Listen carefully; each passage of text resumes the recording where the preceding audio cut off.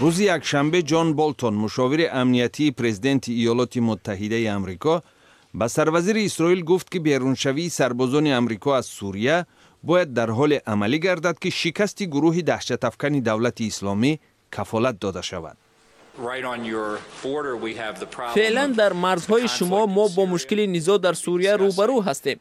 حاضر ما با پرزیدنت این مسئله را بررسی داریم، ولی برای اجرای آن باید کفالت داده شود که گروه دهشت افکن دولت اسلامی شکست خورده امکان ندارد از نو به تهدید منطقه تبدیل یابد. باید کفالت داده شود که حمایت از اسرائیل و دیگر متفقان ما در منطقه و آنهایی که بر ضد داعش مبارزه بردند به جا آورده شود.